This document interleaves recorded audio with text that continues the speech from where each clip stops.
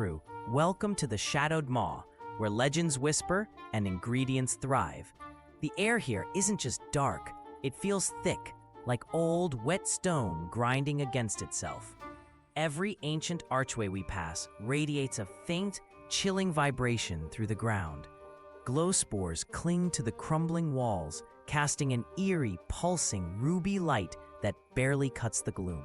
Leela's chronometer just registered a temporal distortion, a minor temporal flux, she says. She's pointing at the way the light warps around these ancient pillars, insisting the very fabric of time feels stretched.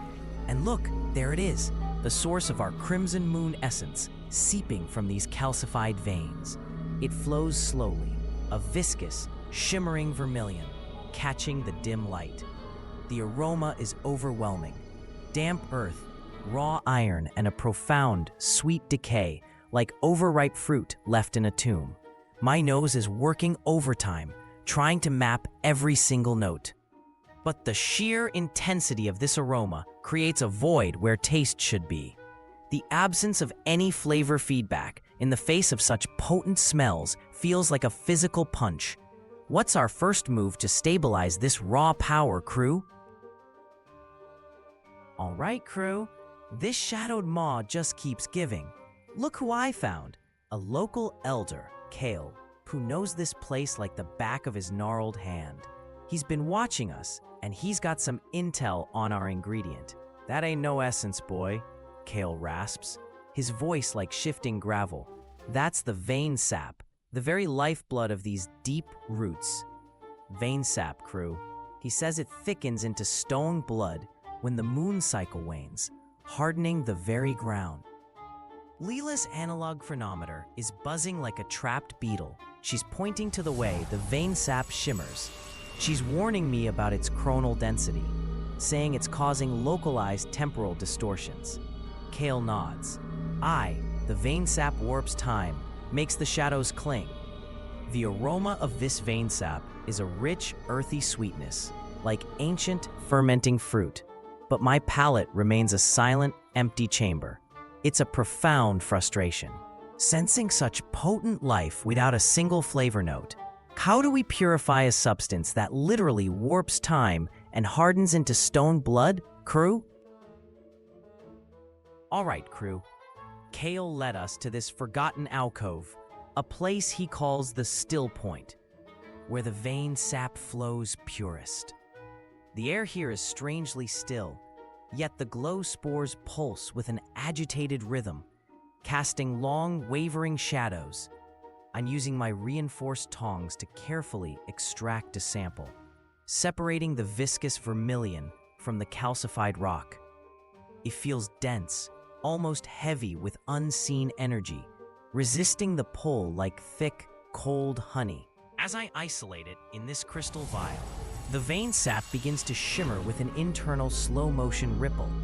Leela's chronometer is now screaming, its hands spinning erratically, confirming the chronal density Kale warned us about. The shadows around me are deepening, not just from the light, but as if the very darkness is being drawn into the vial, clinging to my vision. My sense of balance wavers, a disorienting pull, and the familiar void of taste feels amplified. A vast, echoing emptiness. This isn't just a temporal distortion, it's actively trying to consume the light and my perception. How do we stabilize an ingredient that literally eats the light and warps time itself, crew? All right, crew, this vein sap isn't just dense, it's actively devouring light and twisting time around us. My reinforced tongs are good, but this crystal vial isn't containing the chronal density. I need to transfer it to something inert, something that can truly isolate its temporal signature. I'll use the lead-lined containment sphere Kale warned us about for volatile extractions. Leela's chronometer just shrieked. She's pointing at the sphere, shouting about chronal resonance feedback loops and temporal cascade potential. She's saying this sphere might be amplifying the temporal energy, not containing it. The moment the vein sap touches the lead, a searing, high-pitched whine rips through the air, vibrating my very bones. The sphere glows with an impossible, blinding ruby light, then implodes inward with a sickening thump. A wave of raw temporal energy slams into me, throwing me back against the ancient stone. My vision blurs, the shadows around me solidify into grasping tendrils, and the void where taste should be becomes a screaming, deafening silence. The vein sap is now free, shimmering wildly, and the air crackles with an unstable temporal charge. My hands are burning, even through the reinforced gloves. How do we contain an ingredient that weaponizes time itself, crew, especially when our best containment just failed catastrophically? All right, crew, that temporal feedback just gave us a masterclass in volatility. My bones are still humming, and the air shimmers with residual chronal energy, making those shadow tendrils flicker wildly. This vein sap isn't just unstable, it's actively trying to unravel reality. Standard containment is out, so we improvise with precision. I'm deploying my resonant frequency modulator, usually for emulsifying, but today it's a temporal dampener. I dial in a stabilizing harmonic frequency, aiming to create a focused sonic field around the shimmering vermilion. The high-pitched tone cuts through the gloom, pushing back against the temporal distortion. A gloom dweller, their eyes like twin embers, emerges from the calcified walls. That sound, it wakes the deep echoes, they rasp, their voice vibrating with ancient knowledge. As the field stabilizes the vein sap, time itself seems to stretch and compress around me. A second, feeling like an eternity. The void where taste should be intensifies into a crushing pressure, a silent scream in my mouth. How do we purify an ingredient that warps time itself, especially when it's actively resisting our every attempt, crew? All right, crew. Securing this temporal anomaly is a masterclass in controlled chaos. My reinforced containment sphere, usually for hyper-dense sauces, is now our only hope for this vein sap. I carefully guide the shimmering vermilion into the vessel, feeling the raw temporal energy push back against my gloves. The sphere immediately feels impossibly heavy, a dense, vibrating core of pure instability in my hands. It's not just weight. It's a constant, subtle tug, like the ingredient is trying to unravel the very fabric of the vessel. Where the vein sap once flowed, the calcified veins now look hollow, almost like the light itself has been absorbed. The air in that empty space feels strangely thin, carrying a faint, acrid scent of burnt time, a stark contrast to the previous sweet decay. The crushing pressure in my mouth intensifies, radiating from the contained essence, a silent, screaming void that vibrates through my jaw. My muscles ache, not just from the weight, but from the sheer effort of maintaining balance against its temporal resistance. This ingredient demands every ounce of my focus, threatening to tear free at any moment. How do we transport an ingredient that actively fights against its own containment? Crew? All right, crew, this isn't just a transport. It's an escape from a world actively unraveling around us.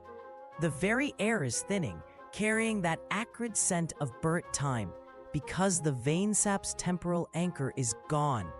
These ancient arches are groaning, shedding dust and stone, because the essence that held them together has been disturbed.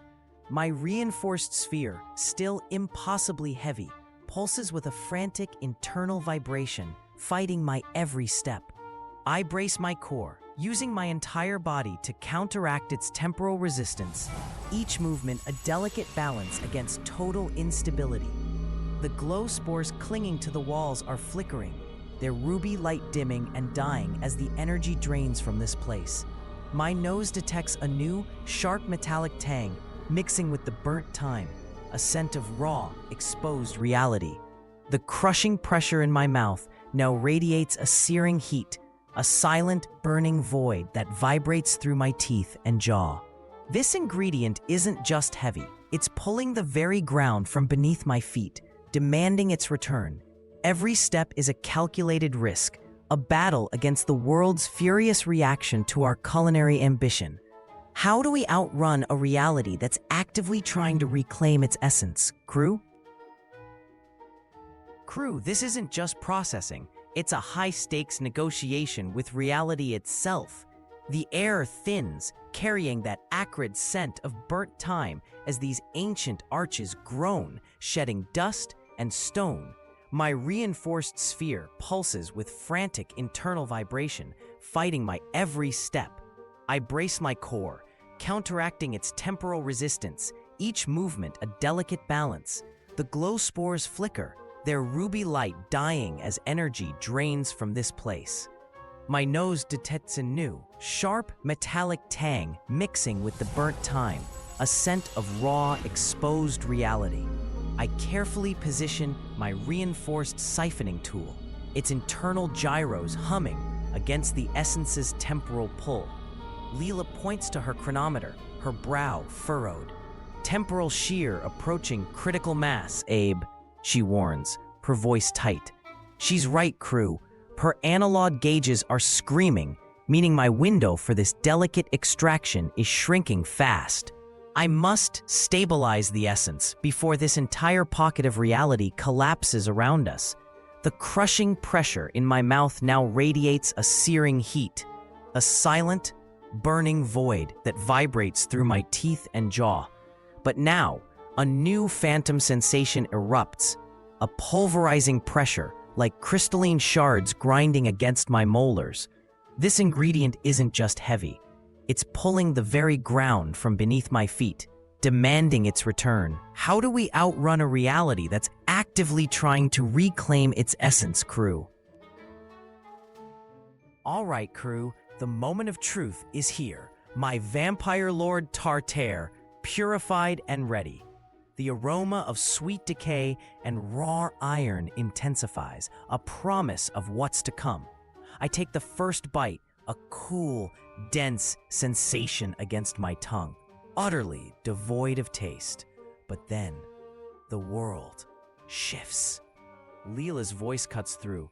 Abe, chronometer readings are spiking. Temporal displacement signature is off the charts. She's right, crew. The very air around me ripples, solid objects blurring at their edges. My skin tingles, not with heat, but with a strange internal pressure, like my atoms are loosening their grip. The crushing void in my mouth now feels like a vast, empty expanse, stretching into infinity. I feel less bound. The ancient arches seem to breathe, their stone dissolving into wisps of shadow at the periphery of my vision.